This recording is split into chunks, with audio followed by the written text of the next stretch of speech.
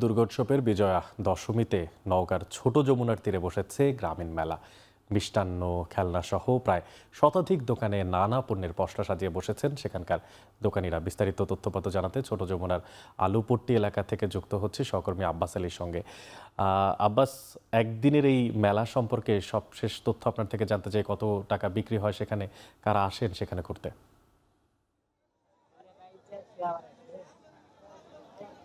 অনেক শারদীয় দুর্গা উৎসব উপলক্ষে নওগাঁ শহরের ছোট যমুনা নদীর তীরে আলুপট্টিতে দুপুরের পর থেকে এখানে মেলা বসেছে। যেসব মেলায় আসলে শতাধিক দোকানে বিভিন্ন মিষ্টান্নের পণ্যের পসরা সাজিয়ে বসেছেন এখানে দোকানিরা। এছাড়া মিষ্টান্নের কথা যদি বলি, যে সবচেয়ে ভালো যেসব বিক্রি হচ্ছে গুড়ের জিলাপি এবং চিনির জিলাপি, পাশাপাশি রয়েছে চিনি থেকে তৈরি হাতি ঘোড়া সহ বিভিন্ন যেসব মিষ্টান্ন রয়েছে সেগুলো বিক্রি হচ্ছে। পাশাপাশি ভুট্টার খই এখানে পাওয়া যাচ্ছে। এছাড়া বিভিন্ন ভাজা পোড়াও এখানে বেশ ভালো বিক্রি হচ্ছে বলে এখানকার দোকানিরা জানিয়েছেন। এখানে যেহেতু শতাধিক দোকান রয়েছে, সব মিলিয়ে বলা যায় যে প্রায় এই দুপুরের পর থেকে রাতে 10টা পর্যন্ত এই মেলাটি চলবে এবং এই আধা বেলা মেলায় প্রায় 4 থেকে 5 লক্ষ টাকার মতো পণ্য বেচাকেনা হবে বলে জানিয়েছেন এখানকার মেলার আয়োজক কমিটি। তবে এই মেলায় যদি বলি যে নাতি তার দাদার হাত ধরে এসেছে। এছাড়া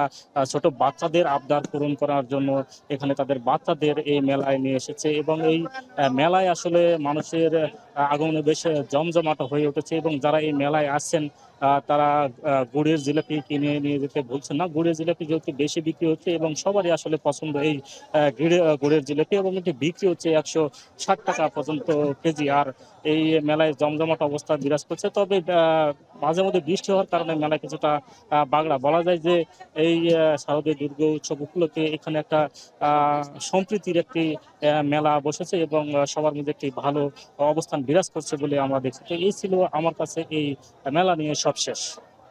নওগাঁ থেকে সহকর্মী আব্বাস আলী যুক্ত ছিলেন, জানাচ্ছিলেন একদিনের মেলার সবশেষ খবরাখবর।